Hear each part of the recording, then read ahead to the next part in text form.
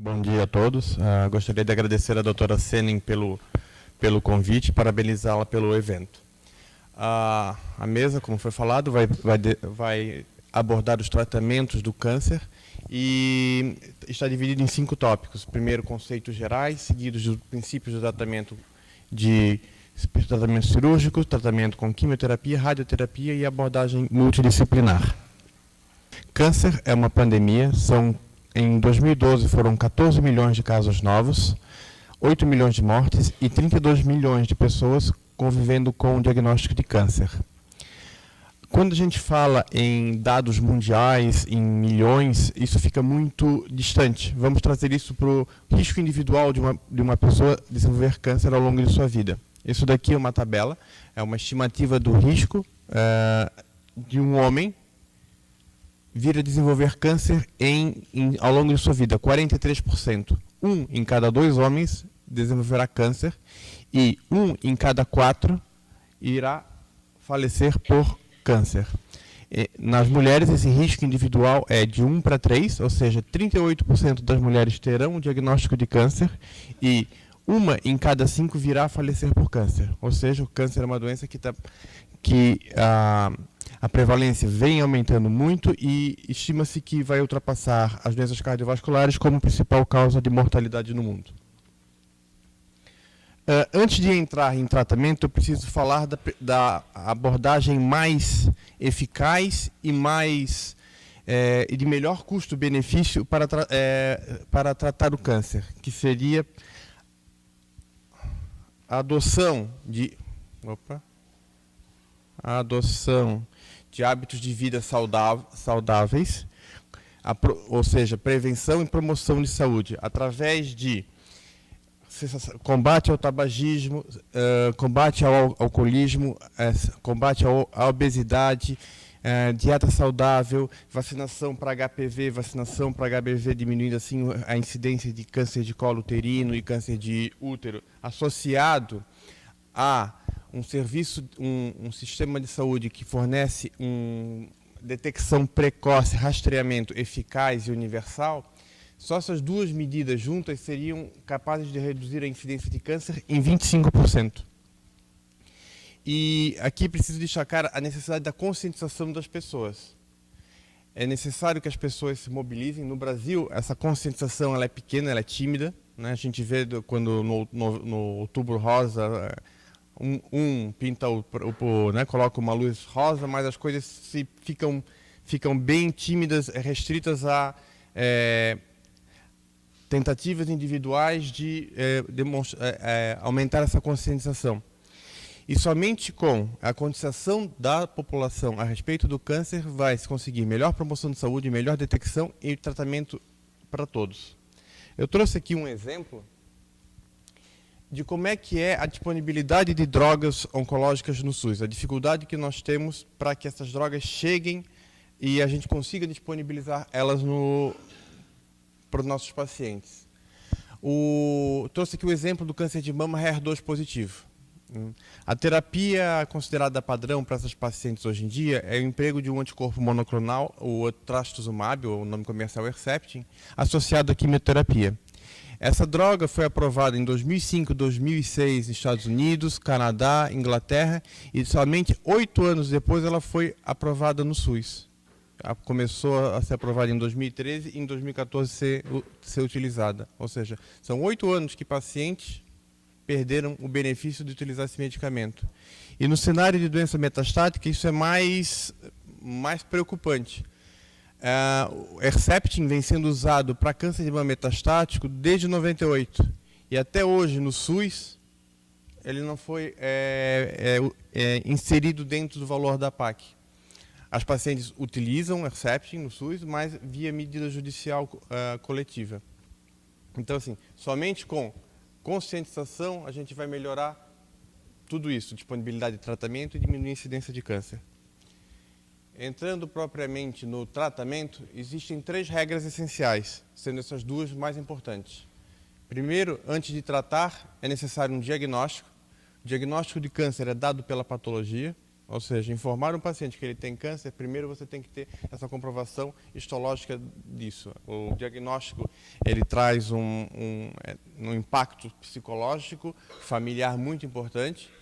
E antes de tratar, é necessário estadiar. O estadiamento adequado é fundamental para definir e manter a terapêutica. Essa terceira regra é o tempo, não desperdice. Às vezes a gente vê que do diagnóstico inicial até o início do tratamento são meses que isso leva meses e isso acaba influenciando o prognóstico e diminuindo as melhores taxas de resposta e de sobrevida. Bom, como eu falei, o diagnóstico de câncer é dado pela patologia, biópsia é requerida em todas as situações, com exceção dos casos de hepatocarcinoma, onde uma história prévia sugestiva de hepatopatia associada à alteração da alfa-fetoproteína e achados sugestivos de imagem podem dispensar a necessidade de uma biópsia. O diagnóstico patológico, ele consegue diferenciar de benigno e maligno, consegue classificar o tipo da neoplasia. A gente vê que o tipo de tumores ele é amplo, o leque de opções de diagnósticos, né? Carcinoma, melanoma, linfoma, sarcoma, células germinativas, tumores do sistema nervoso central. E dentro do carcinoma, há diversos subtipos, né? Principalmente adenocarcinoma e carcinoma de células escamosas. De um modo geral, a biópsia ela deve ser realizada do sítio mais acessível e que vai causar menos morbidade ao paciente e que venha providenciar um material suficiente para o diagnóstico. Uma vez diagnosticado, a gente passa para a etapa do estadiamento. O estadiamento ele é importante porque ele define a extensão da doença, se a doença é local, loco regional ou à distância. Local seria o tumor primário, loco regional o tumor primário mais linfonodos e à distância a presença de metástases. Ele define o tratamento mais adequado, permite um baseline contra a qual a resposta ao tratamento será avaliada e fornece informação prognóstica. O estadiamento dos tumores sólidos ele é basicamente feito pelo TNM. O T refere-se à extensão do tumor. Aqui eu trouxe um exemplo de um estadiamento TNM para câncer de próstata, onde T1 seria a presença de câncer não palpável, achado de exame de uma RTU ou de uma biópsia guiada, motivada por um PSA alterado. T2, o nódulo palpável. T3, a invasão da vesícula seminal ou o tumor ultrapassando a cápsula prostática. E T4, um tumor que invade os órgãos adjacentes. N0, paciente sem linfonodos comprometidos por doença maligna. N1, linfonodos positivos. M0, ausência de doença metastática. M1, doença metastática presente. Ainda no estadiamento TNM, o paciente pode ser colocado em subgrupos, que geralmente esses subgrupos estão em estágio 1, 2, pode ser 2B, isso varia de conforme tumor para tumor, mas estágio 1, 2, 3 e 4. O TNM de próstata, além de TNM, leva em consideração Gleason e PSA. Como eu falei, o estadiamento é fundamental porque ele define o tratamento. É de acordo com o estadiamento, a gente vai definir uma forma de tratamento. Tumores localizados precisam de um tratamento geralmente menos radical do que tumores localmente avançados. Além disso, o estadiamento ele confere uma informação prognóstica. Essa daqui é uma curva de sobrevida para câncer de próstata, onde aqui são os pacientes com doença localizada, os pacientes com doença regional, pacientes com linfonodo positivo e aqui os pacientes com doença metastática.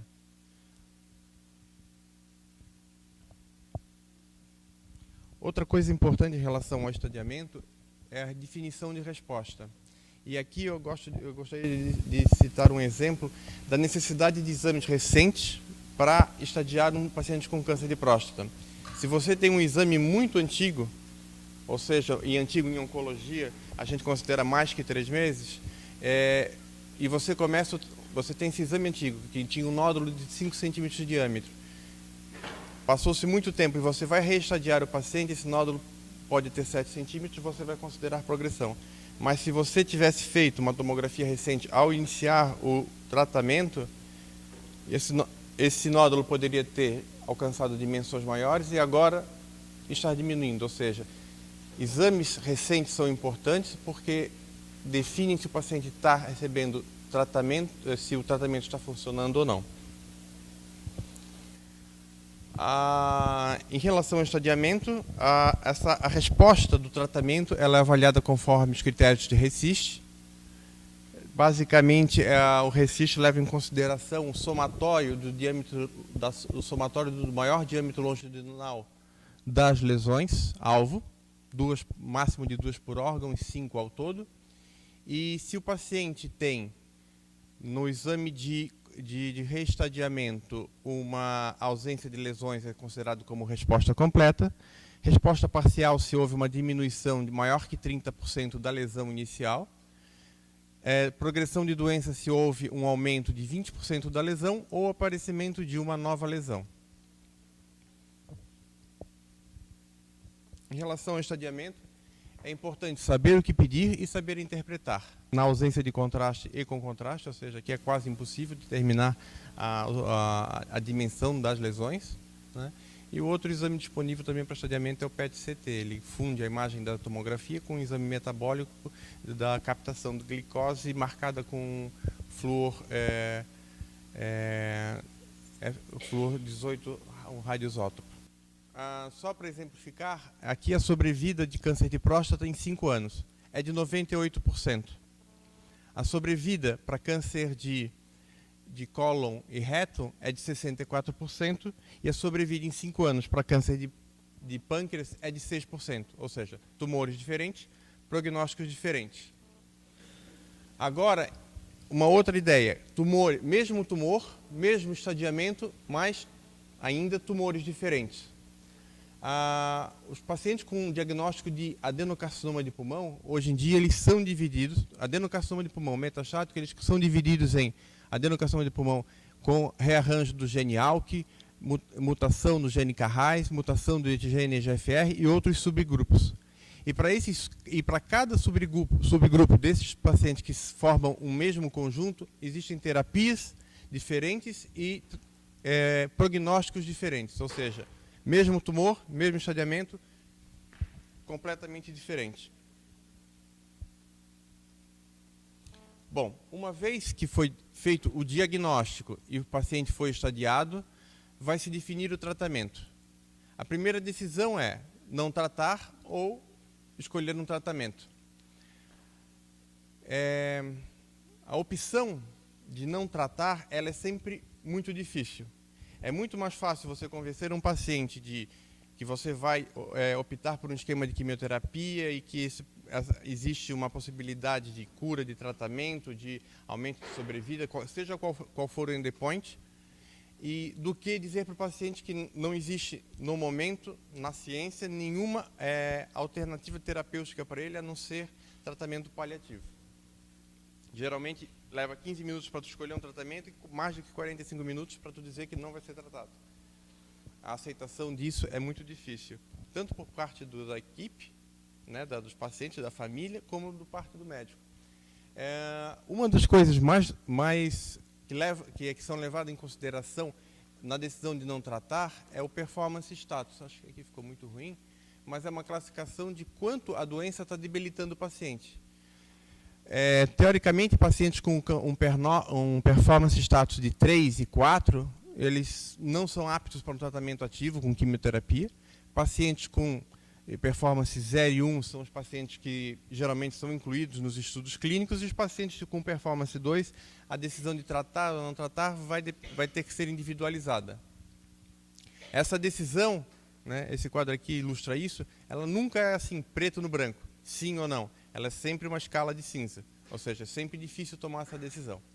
Uma vez decidido tratar, esse tratamento ele pode ser radical, com o objetivo de cura, ou paliativo. Quando a gente fala em endpoints de oncologia, os endpoints eles são desde controle dos sintomas, redução da doença, ou seja, taxa de resposta, aumento da sobrevida livre de doença ou aumento da sobrevida livre de progressão, melhora da qualidade de vida, aumento da sobrevida global e cura. Aqui eu trouxe um exemplo hipotético de uma paciente com câncer de mama e para exemplificar como é difícil dizer para um paciente em relação a esses endpoints e discutir dados de taxa de resposta e benefício clínico que o paciente pode vir a ter de um tratamento. Paciente hipotética, 60 anos, sem nenhuma comorbidade, receptor de status positivo, grau do tumor 2, tamanho do tumor de 2 a 3, linfonodos positivos de 1 a 3, o risco de mortalidade para essa paciente em 10 anos é de 35%. Para começar, quando se diz que a paciente tem risco de 35%, eu estou dizendo que 61% vão estar vivos em 10 anos sem nenhuma terapia adicional. O problema é que eu não consigo diferenciar as pacientes que já estão curadas sem nenhum tratamento das pacientes que vão estar no grupo desses 35% que vai sofrer recidiva e vão vir a morrer da doença. Ou seja, todas as pacientes vão ser submetidas a esse tratamento. Uma das informações que pode ser dada é que a terapia combinada vai reduzir o risco relativo da doença voltar em 50%. Dizer para um paciente que reduz em 50%, isso é um endpoint excelente. Todo mundo vai optar por esse tratamento. Agora, essa mesma informação dada de uma maneira diferente, ou seja, vai reduzir em 15% o risco relativo, o risco absoluto, ou seja, 15% absoluto, 50%, é a mesma coisa. Mas da forma como isso é expresso, você acaba tendo interpretações diferentes e tomada de decisões diferentes, talvez, pelo paciente. Aqui ainda gostaria de diferenciar uma coisa. O tratamento só de hormonioterapia para essa paciente dá um benefício de 9%. O tratamento com químio de 7%. Aí fica a pergunta, mas será que então vale a pena fazer químio para um benefício de 7%, um tratamento de 6 meses tóxico, para um benefício de 7%?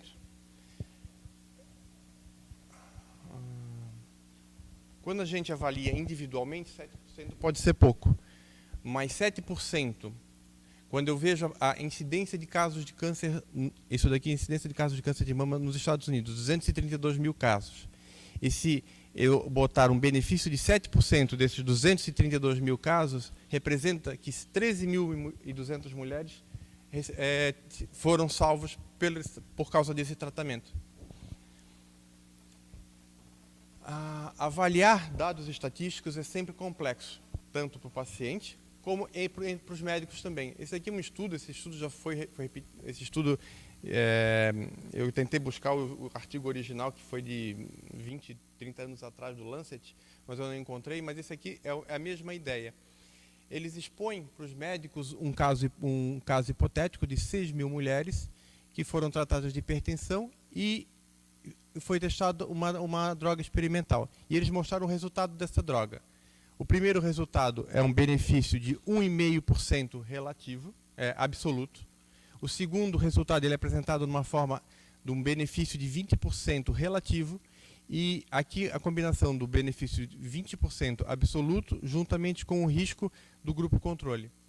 E entre médicos, a maioria deles escolheram o tratamento C e o B como a melhor opção. E, na verdade, o efeito de como esse tratamento é apresentado, ele influencia na decisão. Mas, na verdade, é o mesmo tratamento e entre os médicos mesmo, isso causa reações diferentes. Bom, aqui eu sei que vai ter uma mesa sobre comunicando más notícias, mas eu gostaria de deixar alguns pontos. Eu acho que a notícia de câncer, ela tem que respeitar a sensibilidade do paciente, a profundidade que esse paciente quer saber do diagnóstico, né? Embora nós oncologistas, geralmente a gente não dá o diagnóstico, porque ele foi dado já na atenção primária ou pelo cirurgião, acho que isso tem que respeitar o paciente. Talvez não seja necessário dar esse diagnóstico, e principalmente prognóstico na primeira consulta, e respeitar que isso vai acontecendo ao longo da evolução do tratamento ou da própria doença, ou que o paciente vá se sentindo confortável em solicitar essas perguntas. Para terminar, a pergunta é: cura aos 5 anos? Paciente que... Isso, na verdade, tenho conversado com a Sene, na verdade, o conceito de cura aos 5 anos é um conceito mais epidemiológico do que do risco individual do paciente do que o paciente ter esse risco depois de 5 anos. Só para exemplo, a maioria das neoplasias, elas vão estar curadas, se o paciente não teve evidência depois de 5 anos, elas vão estar curadas. Mas o câncer de mama, ele continua